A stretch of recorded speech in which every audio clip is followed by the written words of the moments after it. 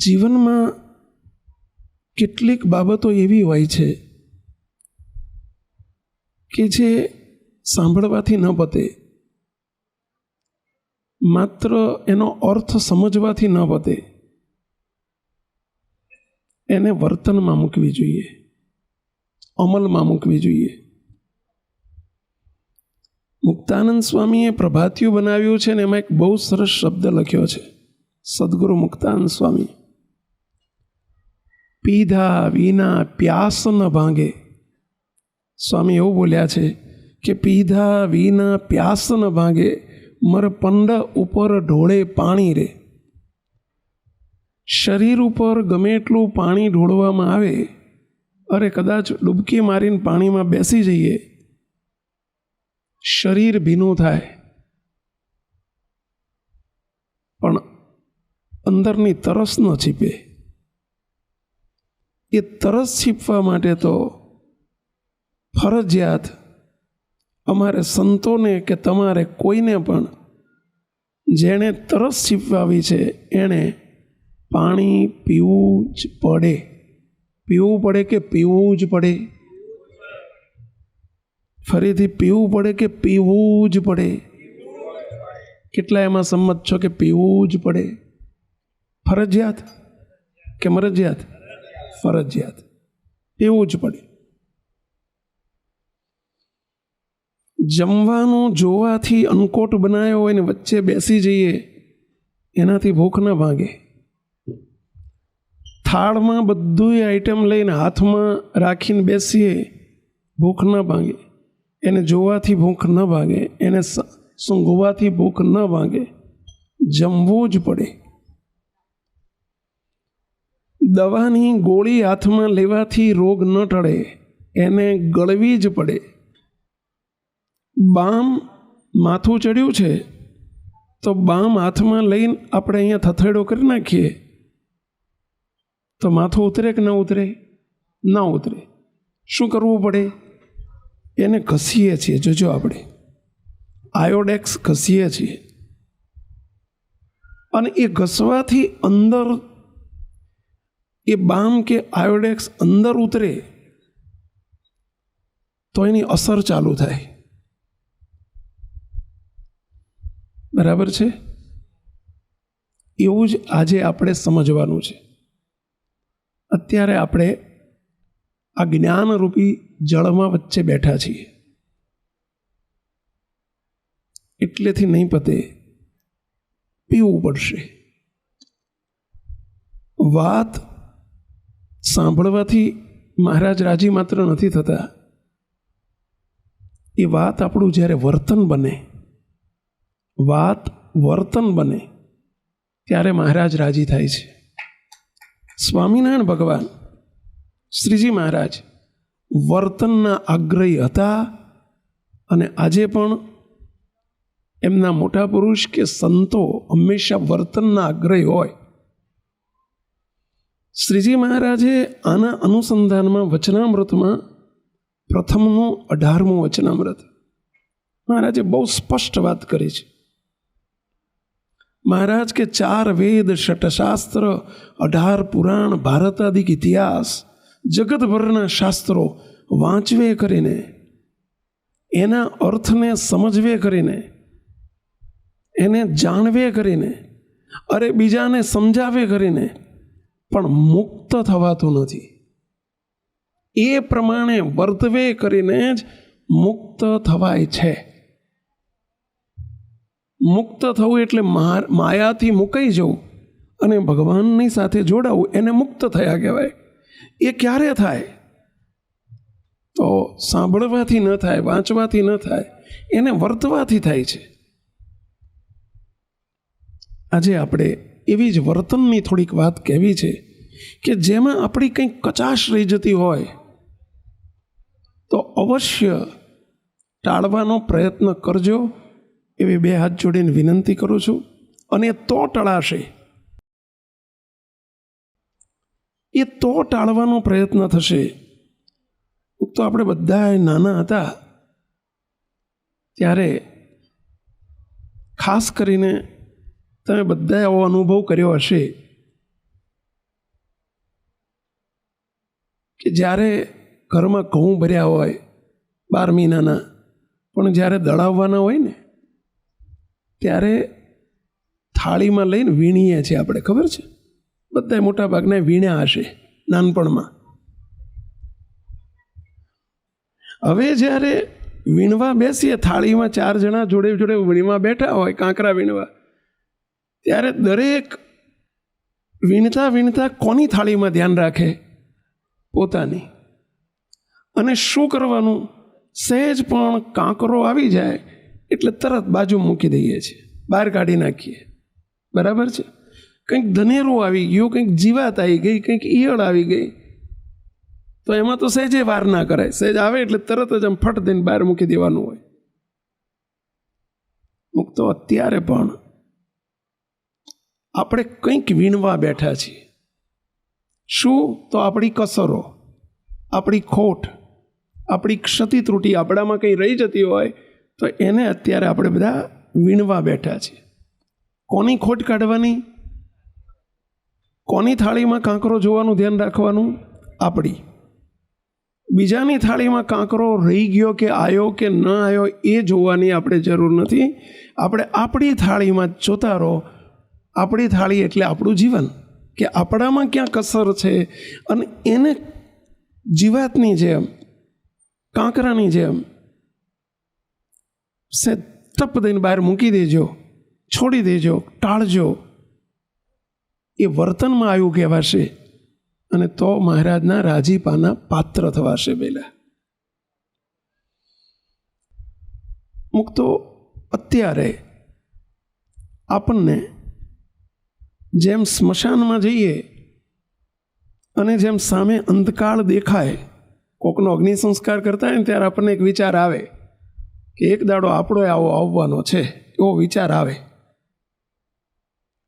જો ખાઈ બધેલા ન હોઈએ તો, રીઢા ન થઈ ગયા હોઈએ તો, સ્મશાનમાં સહેજ વૈરાગ્યનો વિચાર આવે કે આવડું જો આ બધું મૂકીને હાલ્યા ગયા, એમ આપણે એક દાડો આવી રીતે જ બધા ગોદાઈ ગોદાઈને આપણને હળગાવતા હશે, એવો વિચાર આવે. તો અહીંયા બેઠા છીએ આપણે. આવો જીવતચર્યાનો પ્રસંગ હું નથી માનતો કોઈ 20 વર્ષ, 25 વર્ષની, 30 વર્ષની ઉંમરે કરે. એ મોટે ભાગે ક્યારે થાય? હવે જ્યારે કંઈક દિવસો દેખાવા માંડે, દિવસો એટલે સમજ્યા ને પેલા, એમ લાગે કે હવે આપણી ટિકિટ આવવાની તૈયારી છે, એટલે આવો જીવતચર્યાનો પ્રસંગ થતો હોય. એ વખતે આપણે બધાએ એ વિચારવાનું છે કે આપણો પણ એક દિવસ આવો આવવાનો છે, જે બધા માટે નિશ્ચિત છે. સ્વામિનારાયણ ભગવાન એના અનુસંધાનમાં છેલ્લાના 30મા વતનામૃતમાં મહારાજ બોલ્યા છે કે ભગવાનના ભક્તએ 5 વાતોનું નિરંતર અનુસંધાન રાખવું. અને એમાં પહેલી વાત કહી છે, આ ઘડીએ ને આ મિનિટે આ ક્ષણે મારે દેહને મૂકીને મરી જવાનું છે, એટલે કે ભગવાનના ધામમાં જવાનું છે. દેહનો કોઈ નિર્ધાર નથી, એમાં કોઈ પ્રકારનો વિલંબ જણાતો નથી. મહારાજ આવું બોલ્યા. હજુ મારે 2 વર્ષની વાર છે, ને 12 મહિનાની વાર છે, ને 5 વર્ષની વાર છે, ને હજુ મને 50 જ થયા છે, હજુ તો 30 વર્ષની વાર છે. મહારાજે ના પાડી છે કે આ વિલંબ જણાયો કહેવાય. ભગવાનના ભક્તને અનુસંધાન નિરંતર રાખવાનું, કે આ ઘડીએ ને આ મિનિટે આવતીકાલનો પણ વિચાર ન કરવો. બી રેડી, તૈયાર રહો કે આવતીકાલે નહીં, આજે જ આપણા દેહનો કોઈ નિર્ધાર નથી, આજે જ મારે દેહ મૂકીને ચાલ્યા જવાનું છે. એવો વિચાર આપણને ભગવાનના ભક્ત તરીકે રહેવો જોઈએ, એવું મહારાજ વચનામૃતમાં બોલ્યા છે. ભલે શરીર સ્વસ્થ હોય, તંદુરસ્ત હોય, બધુંય સરસ, આંખોએ કામ કરતી હોય ને કાને કામ કરતા હોય ને હાથ પગે કામ કરતા હોય, તો એ ભક્ત તો એ ખરો કે જેને નિરંતર અનુસંધાન રહે કે હમણાં જ ભગવાન મને લઈ લેશે તો મારે મારું ખાતું એવું ક્લિયર રાખવું છે કે ક્યાંય કોઈ સ્ટે ના આવી જાય. કોઈ લોચો રહેવા દેવો નથી. આ વિચાર ભગવાનના ભક્તને અવશ્ય જોઈએ, અને એનું નામ જ ભક્ત. અને જો આવો વિચાર રહે તો નિરંતર તૈયાર જ હોય. ભગવાનના ભક્તને મૃત્યુ મંગળ લાગે. જગતનો જીવ દુઃખી થઈ જાય, એને મરવું ગમતું નથી કોઈને આ લોકોમાં, પરંતુ ભગવાનના ભક્તને એને મંગળ લાગે કે મહારાજ જ્યાં રાખે ત્યાં. ભગવાનના ભક્તને તો 2 હાથમાં લાડુ છે, જીવ તે લાખનો મુવે 1.25 લાખનો. અહીંયા ચૂરમાનો લાડુ છે, અને દેહ મૂકી જાય પછી ભગવાન પોતાના ભક્તને પોતાની મૂર્તિમાં રાખી લે, મગજનો લાડુ છે. પરંતુ એ ત્યારે થાય કે આપણી 3 બાબતોની કસર. બધાને વિનંતી કરું છું કે બધી કસરો કદાચ મહારાજ માફ કરશે, પરંતુ આ 3 પ્રકારની જે કસર છે એમાં મહારાજ ક્યારેય માફી આપતા નથી. માફી આપતા એનો અર્થ બીજો જન્મ કદાચ ધરાવે, પ્રશ્ન મોટો ઊભો થઈ જાય. અનંત જન્મના અંતે આવો મનુષ્ય જન્મ મળ્યો, આવા સ્વામિનારાયણ ભગવાન મળ્યા, આવો સંપ્રદાય મળ્યો, મોટા પુરુષનો યોગ મળ્યો, અને છતાંય ફરીથી પાછું મોચીડો થઈને ઊભું રહે, અને ફરી પાછું બીજી વખત ઘોડિયામાં હિંચકા ખાવા આવવું પડે. એનાથી બીજી કઈ મોટી ખરાબ પરિસ્થિતિ કહેવાય? મુક્તો એ ન થાય એના માટે સ્વામિનારાયણ ભગવાન જેનાથી અતિશય રાજી થાય છે એવી 3 બાબતો આપણા જીવનમાં ફરજિયાત ક્લિયર કરીએ. જેમ કોઈને વિદેશ જવું હોય તો વિદેશ જવાનો વિચાર આવે એટલે એને સૌ પ્રથમ પાસપોર્ટ કઢાવવો પડે. આ એનું પ્રથમ સ્ટેપ છે. જેને વિદેશ જવું હોય, સંતોને જવું હોય, તમારે જવું હોય, બાપાને જવું હોય, છોકરાને જવું હોય, છોકરાના છોકરાને જવું હોય, તોય તે એણે પહેલો પાસપોર્ટ કઢાવવો જ પડે, ફરજિયાત છે. આ વિધિની શરૂઆત થઈ કહેવાય. અને પાસપોર્ટ કઢાવ્યા પછીનું બીજું સ્ટેપ છે વિઝા લેવા. એ દેશની પરમિશન, એને વિઝા કહેવાય. ઓસ્ટ્રેલિયા જવું હોય તો ઓસ્ટ્રેલિયાના વિઝા લેવા પડે. સીધું અહીંની જેમ આપણે કડીની બસ આવીને બેસી ગયા અને કડી ઉતરી ગયા, એવું કંઈ વિદેશમાં નથી ભયલા. એમ આપણા માટે વિદેશ એટલે ભગવાનનું ધામ, ભગવાનની મૂર્તિ, પ્રભાવ, એમાં જેને જવું હોય એણે વિઝા લેવા પડે જ. અને એ વિઝા માટેની 3 શરતો છે. આ 3 શરતોમાં એક પણ શરત જો બ્રેક થાય, ભંગ થાય, તો મહારાજ એને ધામમાં પહોંચવાના વિઝા આપતા નથી. આ એક સનાતન સત્ય છે. આ વચનામૃતનું તારણ છે. મોટા મોટા સંતોના અભિપ્રાયોનું તારણ છે, જે બધા માટે ફરજિયાત છે. ભલે પછી SMVSનો હરિભગત હોય તોય ભલે, મહારાજે જે સંસ્થામાં જ્યાં મૂક્યા હોય ત્યાં પણ દરેકે પુરુષ હોય, મહિલા હોય, સંત હોય, હરિભક્ત હોય, અમને પણ મહારાજે એમાંથી બાકાત રાખ્યા નથી.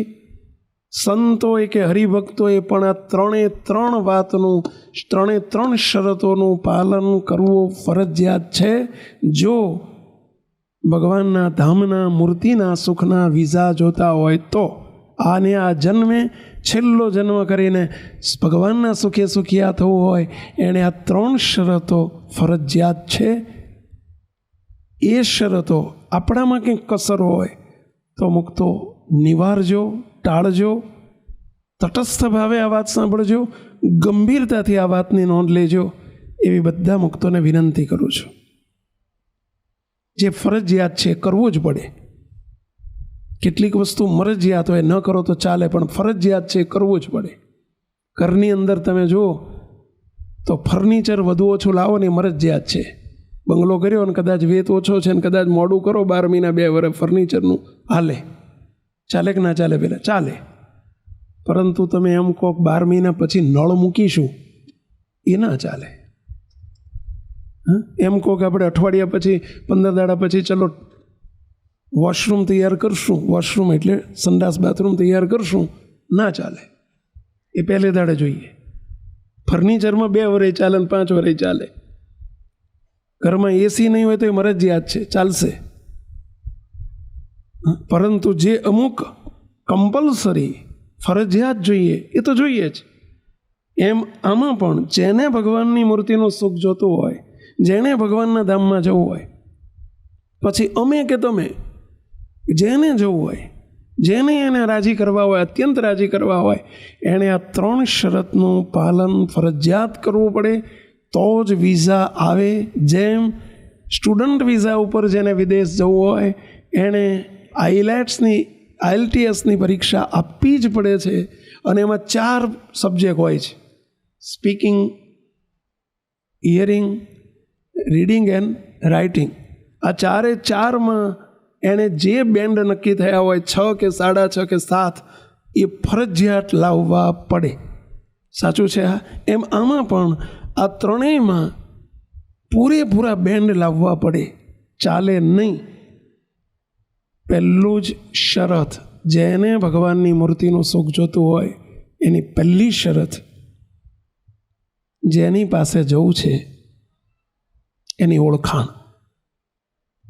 જેને કહેવાય ઉપાસના, જેને કહેવાય નિષ્ઠા, જેને કહેવાય સર્વોપરીપણું, જેને કહેવાય સ્વરૂપ નિષ્ઠા. જે શબ્દ વાપરો તે, પરંતુ એની ઓળખાણ. મુક્તો એક આલોકમય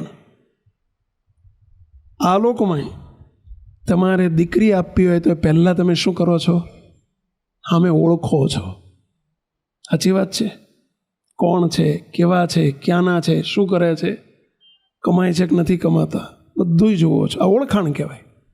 એમ આપણું જીવન સોંપવાનું છે તો એની ઓળખાણ એ પહેલી ફરજિયાત છે. કે જેને પામવાના છે ભગવાન સ્વામિનારાયણ કેવા છે, જેની સર્વોપરી નિષ્ઠા ફરજિયાત જોઈએ જ. શ્રીજી મહારાજ 1-2 પ્રસંગો જોઈએ. વાતોમાં આવે છે, બાપાશ્રીની વાતોમાં 2 વાતો આવે છે. જેતલપુરના ગંગામાનો પ્રસંગ આવે છે. સ્વામિનારાયણ ભગવાનની અવરભાવની હયાતીમાં જેતલપુરના ગંગામાં, જેના ઘેર મહારાજ કાયમ ઉતરતા, એ ગંગામાને મહારાજ માં કહીને બોલાવતા. સંતોને કહેલું, સંતો હરિભક્તો તમારે પણ માં કહેવાના. અમે નાના હતા મહારાજ કે અમે જ્યારે નીલકંઠ વર્ણી રૂપે વિચરણ કરતા જેતલપુરના દેવ સરોવરના કાંઠે અમે આવીને બેઠા હતા અને ગંગામાં અમને ઘેર લઈ ગયા હતા. અને મહારાજને 1 મહિનો ગંગામાએ પોતાના ઘેર રાખેલા. મહારાજને કોળિયા વાળીને જમાડેલા. મહારાજનું હાથ પાણી પણ ગંગામાએ લીધેલું એવું લખાણમાં આવે છે. એટલી બધી એક મા તરીકે જે મા દીકરાની સેવા કરે કે નાના બાળકની સેવા કરે, એવી રીતે મહારાજની સેવા ગંગામાએ કરેલી. અને મહારાજ એટલે એમને માનું બિરુદ આપતા. મહારાજ સાથે એટલું બધું હેત હતું કે મહારાજને તકલીફ ન પડે વિચરણમાં, એટલે પોતે સગડી લઈને, મોબાઈલ કિચન, સગડીની અંદર પાછું હરતું ફરતું રસોડું તૈયાર હોય. તમે જો પેલી કથરોટ કે તગારું લીધું હોય ને એમાં સગડી હોય ને કોલસાય પૂરેલા હોય ને એમાં જોડે લોટ તૈયાર હોય ને ખીચડી તૈયાર હોય ને 2-3 તપેલીઓ હોય ને તાવેત હોય ને આડણી હોય ને વેલણ હોય ને મહારાજ માટે જેટલું જરૂર પડે એટલું બધું એક મોટા તગારામાં લઈને જોડે મહારાજની જોડે ફરે. શાના માટે? મહારાજ રસ્તા વચ્ચે એમ કે ગંગામાં ભૂખ લાગી છે. મહારાજને પૂછે, બોલો મહારાજ શું જમવું છે? મહારાજ કે ખીચડી કરી આપો. તરત જ એક બાજુ બેસી જાય, બધું મોબાઈલ કિચન કાઢી નાખે, એમનું બધું ઉતારીને સરસામાન ઉપાડીને સીધું ખીચડીમાં પેલું જોઈને વીણીને 1.5 કલાકમાં ખીચડી તૈયાર ગરમ કરીને મહારાજ લ્યો જમાડો. આટલી બધી સેવા ગંગામાએ 12 વર્ષ સુધી કરી. કેટલા વર્ષ? 12 વર્ષ કરી. ગંગામાને માથે સગડી ઉપાડીને કે તગારું ઊંચકીને જ્યાં જાય ત્યાં મહારાજની જોડે અહીં ટાલ પડી ગઈ. ટાલ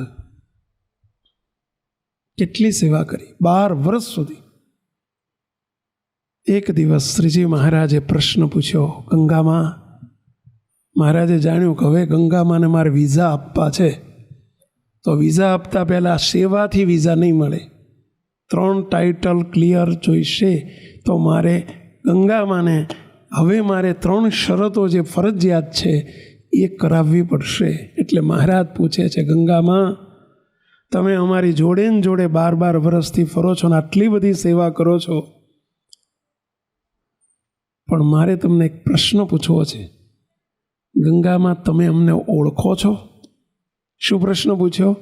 તમે અમને ઓળખો છો? ગંગામાં કે મહારાજ આટલા વર્ષથી જોડે ફરું છું, નહીં ઓળખતી હો? મહારાજ રામાનંદ સ્વામીની શિષ્ય છું, રામાનંદ સ્વામીને આ રીતે ઓળખતી હતી ને તમને આ રીતે ઓળખું છું. મહારાજ મારા ગુરુ રામાનંદ સ્વામી, રામાનંદ સ્વામીના શિષ્ય, મારા ગુરુ રામાનંદ સ્વામી એ જ તમે છો. મહારાજ આવું જ્યાં કહ્યું ને ત્યાં સ્વામિનારાયણ ભગવાન ધીમે રહીને એટલું જ બોલ્યા, મહારાજ રાજી ન થયા, અમારી જોડે 12 વર્ષ રહ્યા અને મહારાજ કે અમને ન ઓળખ્યા. મહારાજે શબ્દ કયો વાપર્યો? મેર મુંડી. આ રાજીપાનો શબ્દ નથી. જેને માં કહે છે એને મહારાજ કહે છે મેર મુંડી, આ શબ્દ વાપર્યો. 12 વર્ષની સેવા પછી મહારાજ આ શબ્દ વાપરે. શ્રીજી મહારાજનું આ ફરજિયાત છે. ભલે તમે સેવા ઓછી કરી હોત તો ચાલત, પરંતુ જેને પામવાના છે, જ્યાં પહોંચવાનું છે, અને એમાં જો કાચું રહી જાય. સ્વામિનારાયણ ભગવાન વચનામૃતમાં બોલ્યા છે, મધ્યનો 9મું વચનામૃત, મધ્યનું 13મું વચનામૃત, પંચાળાનું 7મું વચનામૃત. શ્રીજી મહારાજ બોલ્યા છે, ગમે તે એટલા સાધન કરે, ગમે એટલા ઉપવાસ કરે, ગમે એટલા વ્રત કરે, પરંતુ ભગવત સ્વરૂપની નિષ્ઠા વિના, અમારા સ્વરૂપની સર્વોપરી નિષ્ઠા વિના એની કોઈ રીતે ખામી નહીં ભાંગે. આવું ભગવાન સ્વામિનારાયણ બોલ્યા છે, શ્રીજી મહારાજ બોલ્યા છે. મહારાજ કે ગમે એવો ત્યાગી હોય, અરે ઉદ્ધવ રહેતા નૈષ્ઠિક બ્રહ્મચારી હોય, તો પણ અમારા સ્વરૂપની ઓળખાણ વિના એનું કલ્યાણ થવું અતિ કઠણ છે. પંચાળાના 7મા વચનામૃતમાં મહારાજ બોલ્યા છે મુક્તો. અને એટલે એને ફરજિયાત શબ્દ વાપર્યો. આ મરજિયાત નથી. જેને ભગવાનનું સુખ જોઈતું હોય, જેણે બીજો જન્મ ટાળવો હોય, જેણે હવે ઘોડિયામાં હિંચકા ખાવા ન આવવું હોય, એને આ ફરજિયાત છે, ફરજિયાત છે, ફરજિયાત છે. મુક્તો એમાં કસર ના ચાલે. શ્રીજી મહારાજે એમના સંતોની પણ કસર ચલવી નથી. આત્માનંદ સ્વામી વચનની મૂર્તિ કહેવાતા, અને છતાંય મહારાજે 114 કે 108 પ્રકરણ જે ચાલુ કર્યા, અને 114 પ્રકરણમાં પહેલો નંબર જો કોઈનો આવ્યો હોય તો એ આત્માનંદ સ્વામીનો આવેલો. અને એ આત્માનંદ સ્વામી રામાનંદ સ્વામી વખતના શિષ્ય, અને છતાંય આત્માનંદ સ્વામીને શ્રીજી મહારાજે 125 વર્ષ સુધી ખેંચ્યું છે. એવો સંપ્રદાયનો ઇતિહાસ કહે છે કે એમને 125 વર્ષ થયા તો એ મહારાજ તેડવા ન આવે. રડ્યા, મહારાજ આગળ રોજ રડે, મહારાજ મારી શું ભૂલ છે તે મને તેડવા આવતા નથી. પરંતુ મહારાજ એમને પોતાના ધામનું સુખ ન આપે. ખેંચ્યું, કારણ કે વચન પાળ્યા હતા, આજ્ઞાઓ પાળી હતી, એટલે બીજી કોઈ ખામી નહોતી, પરંતુ મોટી ખામી રહી ગઈ હતી. મીંડા કર્યા હતા, એકડો બાકી રહી ગયો હતો. આગળ શ્રીજી મહારાજે ન તેડી ગયા. અંતે ગુણાયતાનંદ સ્વામી વખતે બધા મોટા સંતો, ગોપાળાનંદ સ્વામી, મુક્તાનંદ સ્વામી, બ્રહ્માનંદ સ્વામી, નિત્યાનંદ સ્વામી, બધા સદગુરુ ધામમાં પધારી ચૂક્યા. છેલ્લે ગુણાયતાનંદ સ્વામી જુનાગઢમાં બિરાજતા સ્વામીને સમાચાર મોકલ્યા, સ્વામી તારું ભગવાન માને છે, માટે તું આય અને મને ભાઈ સાહેબ મારો રસ્તો ખોલી આપ. મારું બાયણું કેમ બંધ થઈ ગયું છે, મારું પાનિયું ભગવાનના ચોપડામાં ક્યાં ખોવાઈ ગયું છે, ભાઈ સાહેબ તું આવ. ગુણાયતાનંદ સ્વામી સંવત 1915ની સાલ હતી. ગઢપુરમાં હરિકૃષ્ણ મહારાજની મૂર્તિ પધરાવવાની હતી, અને એ અનુસંધાનમાં ગઢપુર સ્વામી આવે છે. અને ત્યાંથી ધંધુકાની બાજુમાં વાગડ કરીને ગામ છે, અને ત્યાં આત્માનંદ સ્વામી હતા, અને વાગડ સ્વામી પધારે છે. સ્વામી 4 દિવસ હોય. સ્વામી આવીને એટલું જ કહ્યું, સ્વામી તમે મહારાજને કેવા જાણો છો? સ્વામી કે બધા પૂર્વે થઈ ગયેલા, અને આ મહારાજ બધા એક જ છે. આટલું જ્યાં કહ્યું, આત્માન સ્વામી સ્વામી કહે છે ગુણાયતાન સ્વામી, સ્વામી આ ખાડમાં પાણી ભરાણું છે ને જતું નથી, એનું કારણ કંઈક અંદર લોચો આવી ગયો છે, નહીં તો સડસડાટ પાણી ગટરમાં જતું રહે. એમાં કંઈક લોચો છે એટલે સડસડાટ તમારો વારો આવ્યો નથી. બોલો સડસડાટ. આજથી ચોથે દિવસે સાંજે 5 વાગે સ્વામિનારાયણ ભગવાન તેડવા આવે એની હું બાંહેધરી આપું છું, એની પ્રોમિસ કરું છું, વચન આપું છું. પરંતુ હું કહું એટલું તમે કરો તો. સ્વામીને જે ફરજિયાત હતું, ગુણાયતાન સ્વામી રાત્રિ આખી રાત બેસીને, પહેલો દિવસ, બીજો દિવસ, ત્રીજો દિવસ સ્વામી રાત દાડો ઘૂંટીને વાત કરે કે સ્વામિનારાયણ ભગવાન સર્વોપરી, અને એની ઘેડ પાડવા માંડી. સ્વાભાવિક છે, પેલું આપણે નાના હતા ને ત્યારે ભણવામાં સ્કૂલમાં હોકાયંત્ર આવતું. હોકાયંત્ર ખબર છે? ભણવામાં પેલું હોકાયંત્ર આવતું. હોકાયંત્ર હંમેશા ઉત્તર દક્ષિણ દિશા બતાવે, સાઉથ એન્ડ નોર્થ. પરંતુ એને પકડી રાખીએ ને, પેલો કાંટો પકડી રાખીએ ને એટલે પૂર્વ પશ્ચિમમાં પકડી તો રખાય, પણ જેવો એને છોડો ને એટલે ખડરર કરતો ક્યાં જતો રહે? પાછો ઉત્તર દક્ષિણમાં જતો રહે. એમ ઓલું વર્ષોનું અંદર બેઠેલું આત્માન સ્વામીને રોંગ બિલીફ પેસી ગયેલી, હવે કેવી રીતે ઘેડ પડે? સ્વામી કીધે રાખે, દીધે રાખે, ઘૂંટે રાખે. કારણ કે એક શબ્દ જીવમાં ખોટો પહેરી ગયો હોય તો એ નીકળતો નથી. ઉત્તર ગુજરાતના લોકોમાં, ખાસ કરીને મહેસાણા બાજુ, ગોંઠિયા બોલો, લખે ગાંઠિયા પણ બોલે શું પહેલાં? ગોંઠિયા. લખે પાણી પણ બોલે શું? પોણી.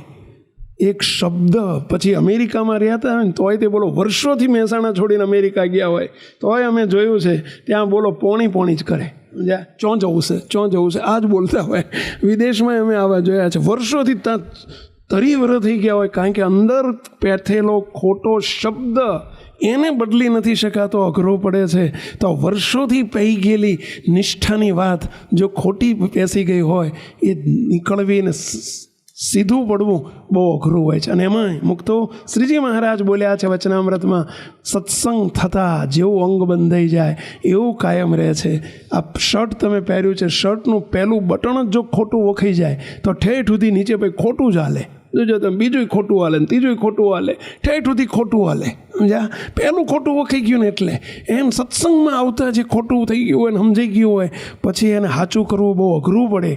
ગુણાયતાન સ્વામી પણ આદુ ખાઈને મંડ્યા હતા સ્વામીની પાછળ. આદુ ખાઈને 3 દાડા ને 3 રાત સુધી સ્વામીને ઘૂંટાય કર્યું. સ્વામીને લાલચ આપતા ગયા, સ્વામી ચોથે દાડે નહીંતર મેળ નહીં પડે હો, મહારાજ તેડવા નહીં આવે, વિઝા નહીં આવે, ટિકિટ નહીં આવે, ત્યાં સુધી નહીં જવાય, હવા હો થયા છે, બીજા હજુ 25 વર્ષ ખેંચવા પડશે, માટે આ સમજ્યા સિવાય છૂટકો નથી. આ વાત આત્માન સ્વામી માટે જ છે. જોતા જજો, આત્માન સ્વામી માટે એક વાત છે, આ ગંગામાં માટે જ વાત થઈ રહી છે, આપણા બધાય માટે થાય છે. સંતને પણ છૂટકો નથી. મોટા સદગુરુ સંત હતા તોય છૂટકો નહોતો. આત્માન સ્વામી સદગુરુ સંતો ગણાતા તોય છૂટકો નહોતો. કોઈને છૂટકો નથી. ગ્રહસ્થ હોય કે હરિભક્ત હોય કે સાધુ હોય. અને સ્વામી લાલચ આપતા ગયા ચોથા દિવસની. ચોથા દિવસે સાંજે 5 વાગે યસ હા પાડી દો જીવમાંથી કે સ્વામિનારાયણ ભગવાન સર્વોપરી છે. અને હા પાડો સ્વામી, હા પાડો સ્વામી, હા પાડો, હું તમને અગ્નિ સંસ્કાર કરીને જઈશ. બસ હું વચન આપું છું કે મારા હાથે અગ્નિ સંસ્કાર કરીશ. સ્વામી કંટાળ્યા હતા, ખૂબ થાક્યા હતા, એટલે હવે છૂટકોય નહોતો. નહીતર 3 દાડા માર ના પડે. વર્ષોનું પેઠું છે. મુક્તો વિશ્વાસ રાખજો, આ બધી સંપ્રદાયના ઇતિહાસની બનેલી ઘટનાઓ છે. સ્વામીએ જ્યાં ચોથે દાડે, ત્રીજે દાડે હા પાડી અને સ્વામીએ કહી દીધું આવતીકાલે તૈયાર રહો, તમારા વિઝા આવી ગયા, ટિકિટે આવી ગઈ. અને સ્વામી બોલ્યા હતા એ પ્રમાણે ચોથે દિવસે સાંજે 5 વાગે સ્વામી એકદમ ગૌમૂત્રનું, ગૌછાણનું પેલું લીંપણ કરીને સ્વામી હાથમાં માળા લઈને મહારાજની મૂર્તિ સામે રાખીને બેસી ગયા. અને સ્વામી બૂમ પાડી ઉઠ્યા. સ્વામી કે આયા મહારાજ, ઓહો હો મહારાજ તમે વાર કેમ કરી, એ મહારાજ તમે વાર કેમ કરી. મહારાજ બોલ્યા સ્વામી હજુ સમજ્યા નહીં, વાર કેમ કરી? અમને ઓળખ્યા નહોતા એટલે વાર કરી. હવા વરખ ખેંચ્યો છે.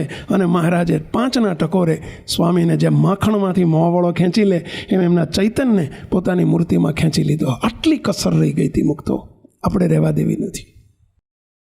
આ કસર ન ચાલે, નહીતર મોડું થશે. અને કાં તો બીજી વખત આવવું પડશે. હા, પછી મહારાજ કૃપા કરે, અતિશય કૃપા કરે ને પતાવી દે તો ધણીનો કોઈ ધણી નથી. હા, તો ધણીનો કોઈ ધણી નથી. આપણે ના જ થાય એવું ના કહેવાય. ધણી છે ભાઈ, ધારે કરી શકે, પરંતુ ફરજિયાત છે. મુક્તો આ ટાઇટલ આપણા જીવનમાં ક્લિયર હોવું જોઈએ.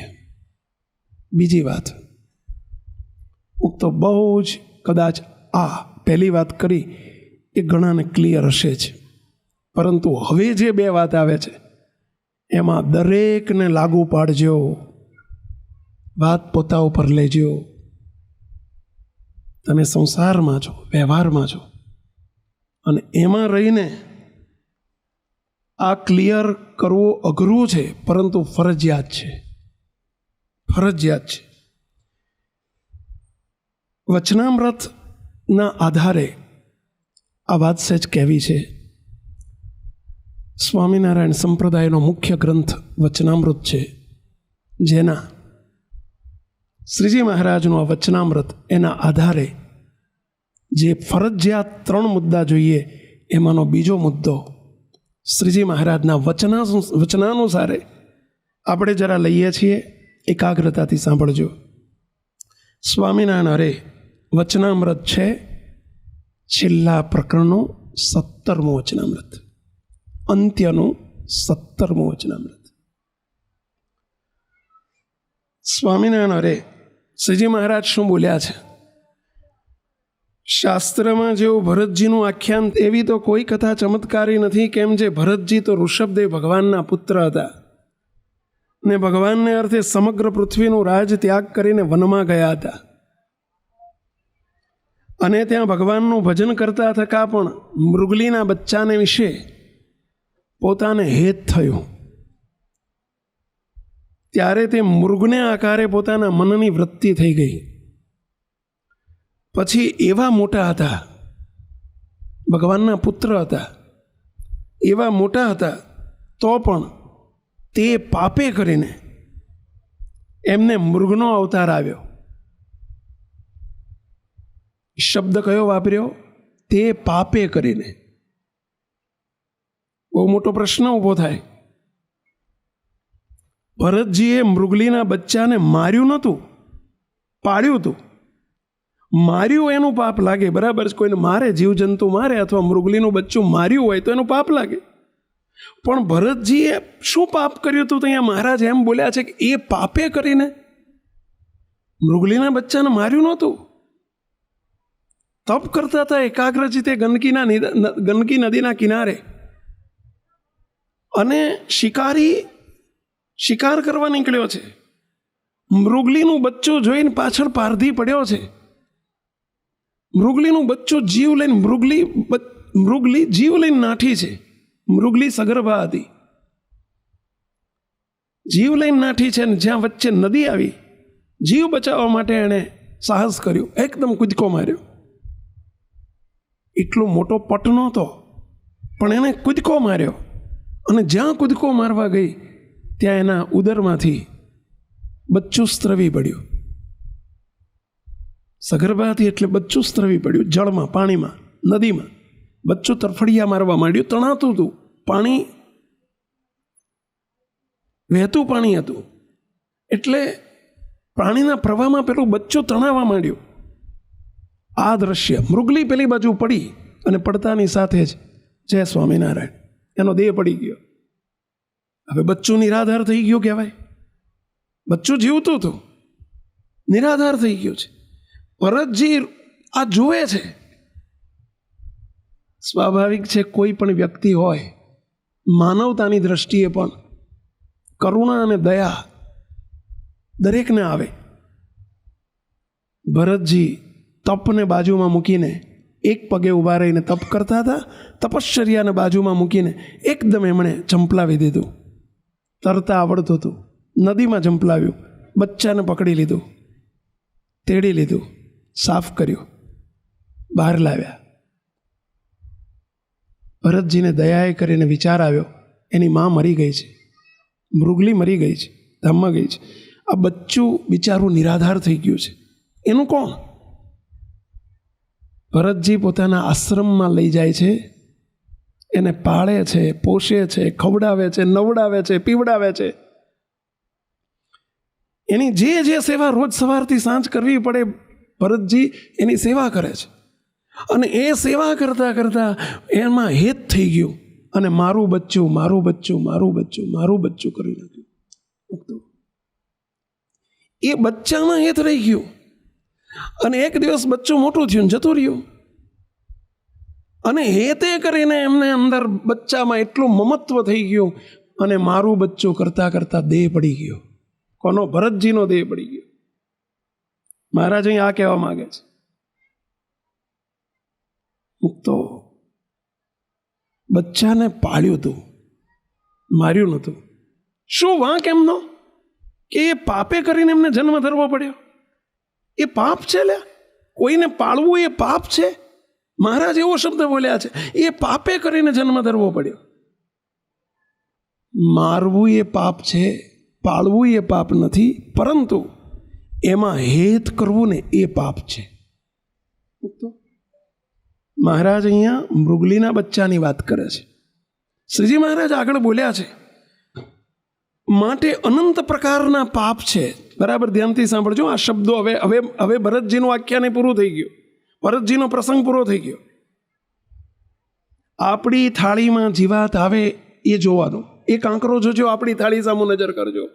આ અંતર્મુખીને ખબર પડશે. જે બહિર્મુખી જેનું જીવન હોય એને થાળીમાં કાંકરો નહીં દેખાય, પોતાના જીવન તરફ નજર નહીં થાય. તો આપણે આપણું તપાસો. શ્રીજી મહારાજ જે બોલ્યા છે, માટે અનંત પ્રકારના પાપ છે, પણ તે સર્વે પાપ થકી ભગવાનના ભક્તને, મહારાજ કે અમારા ભક્તને અમારા વિના બીજે ઠેકાણે હેત કરવું તે અતિ મોટું પાપ છે. શ્રીજી મહારાજના શબ્દો છે, આપણા બાપ બોલ્યા છે. અનેક પ્રકારના પાપ છે, પણ એ સર્વે કરતા અમારા ભક્તને અમારા સિવાય, અમારા વિના બીજે હેત કરવું. બીજે એટલે વસ્તુમાં, પદાર્થમાં, ગામમાં, દીકરામાં, દીકરીઓમાં, અરે વ્યક્તિમાં, ઘરમાં, કુટુંબમાં, પરિવારમાં, પૈસામાં, ભગવાન વિના બીજે હેત એ જ મોટામાં મોટું પાપ છે. આવું શ્રીજી મહારાજ બોલ્યા છે. અને એ પાપ ભરતજીથી થઈ ગયું. અને એટલે ભરતજીની તપશ્ચર્યાનું રિઝલ્ટ 0. એમણે વનમાં આવ્યા, સંસાર ત્યાગ કર્યો, રાજ છોડીને આવ્યા હતા, પરંતુ ભૂલા પડી ગયા. વિવાહનું 12મું થઈ ગયું. શું કરવા નીકળ્યા હતા ને શું થઈ ગયું? આ વિવાહનું 12મું થઈ ગયું કહેવાય ભાઈ. સંસાર છોડ્યો હતો અને છતાંય વિઘ્ન આવી ગયું. જો કાળજી ન રાખી, ધ્યાન ન રાખ્યું, આ વાતનું અનુસંધાન ન રહ્યું તો મુક્તો આપ સૌને વિનંતી કરું છું, આ શબ્દો તરફ નજર કરજો. શ્રીજી મહારાજે ભરતજીનું આખ્યાન તો આપણને દિશા બતાવી છે. દિશા કે ભગવાનના પુત્ર હતા, છતાંય ભગવાને શ્રીજી મહારાજે એમની મોહબત નથી રાખી. અમારી ન રાખે, તમારી નહીં રાખે. ફરજિયાત છે કે ભગવાન સિવાય ક્યાંય હેત જો રહી જાય તો કાં તો જન્મ ધરવો પડે અને કાં તો અસદગતિ થાય. એવું એક નહીં, અનેક પ્રસંગોમાં ભૂતકાળમાં પણ બન્યું છે, આજે બનતું હોય છે. ઘણાના ઘરમાં અમે જઈએ, ગોખલામાં નાળિયેર મૂક્યું હોય, અમે પૂછીએ કે ભાઈ શું છે? તો કે દાદાને બેહાડ્યા છે, કાં તો કે દાદીને બેહાડી છે. આ શું થયું? કેમ દાદીને ગોખલામાં બેહાડવી પડી? કેમ દાદાને બેસાડવા પડ્યા? તો આપણે બેસવું નથી. આ સભામાં આવેલાને બેસવા, ગોખલામાં બેહવાના સંજોગ આવવા દેવા નથી. એવી હું સ્વામિનારાયણ ભગવાનને પ્રાર્થના કરું છું કે હે મહારાજ, અમારે બેસવું નથી. આ એના માટે તો પ્રસંગ છે પહેલા. તો શું ફરજિયાત? પહેલું જે કીધું, સ્વામિનારાયણ ભગવાનની સર્વોપરી ઉપાસના જોઈશે જ. બીજું આ જોઈશે જ. હવે મને ક્યાં ક્યાં હેત છે એ જોતા શીખવું પડશે આપણે. તો આપણે શું સમજીએ છીએ કે આપણને ક્યાંય હેત નથી, આપણે તો ભગવાનમાં છીએ, ક્યાંય હેત નથી. મુક્તો જરા તપાસો તો ખરા, હેત છે એની ખબર કેવી રીતે પડે? મુક્તો હેતનું પ્રમાણપત્ર કયું, હેતના સિમ્ટમ્સ કયા, એના લક્ષણો કયા કે આપણને આમાં હેત છે એ ખબર કેવી રીતે પડે કે આ હેત છે કે નથી? આપણે તો બધા આપણી જાતે જોવા જઈએ તો આપણને શાહુકાર જ માનીએ છીએ કે ના ના આપણે તો ક્યાંય હેત જ નથી.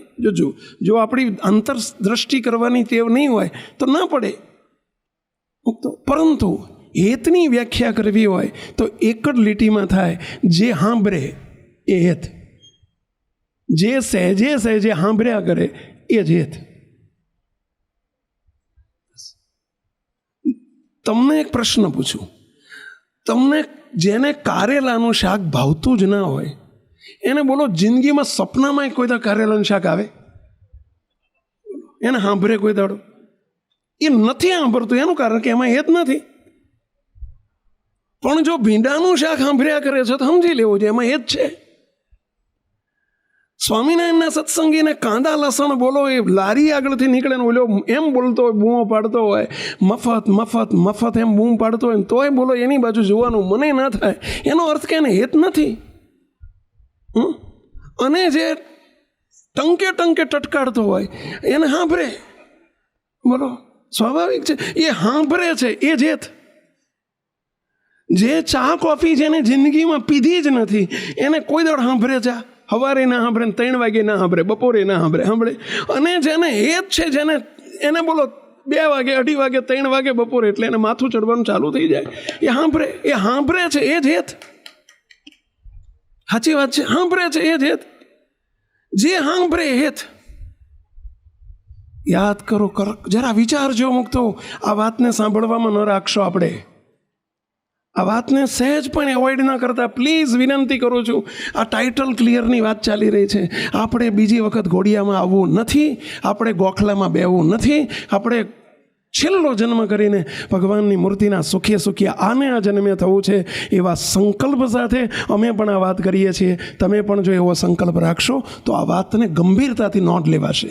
મુક્તો ગાંધીનગરની બાજુમાં પેથાપુર કરીને ગામ છે. પેથાપુર ગાંધીનગરની પડખે જ આવ્યું, હવે તો ગાંધીનગરમાં ભળી ગયું છે.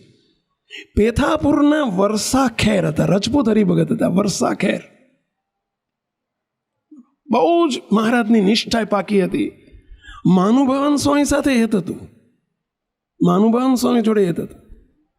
મોટા સંતને સેવ્યા હતા, પણ એમને સુખી હતા.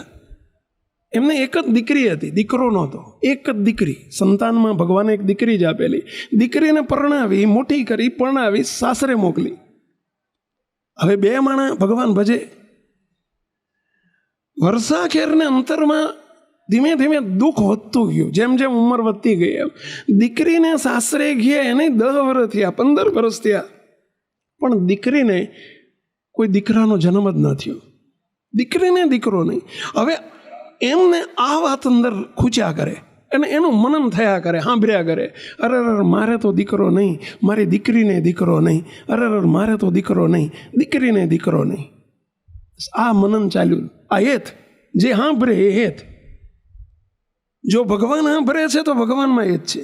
બોલો અહીં બેઠા દીકરો ઓસ્ટ્રેલિયામાં રહેતો હોય, અમેરિકા રહેતો હોય, પણ એ સાંભળતો હોય તો સમજી લેવું કે આમાં હેત છે. અને કોઈ દર નથી સાંભળતો તો સમજી લેવું કે નથી હેત. મુક્તો જે સાંભળે છે એમાં હેત છે. હવે વર્ષા ખેરને આ અંદર ચિંતન ચાલુ થઈ ગયું, ચિંતવન ચાલુ થઈ ગયું. શાનું ચિંતવન? અરે મારે તો દીકરો નહીં, મારી દીકરીને દીકરો નહીં. અરે મારે તો દીકરો નહીં, દીકરીને દીકરો નહીં. અને એ ચિંતવન કરતાં કરતાં અંતકાળ સમય આવી ગયો. અને અંતકાળ સમય કેવો છે પેલા ખબર નથી આપણને કોઈને. અહીં બેઠેલા કોઈને ખબર નથી કે કઈ મિનિટે મહારાજ ક્યારે, કઈ મિનિટે આપણો લાઇટ બંધ થઈ જશે, ખબર નથી.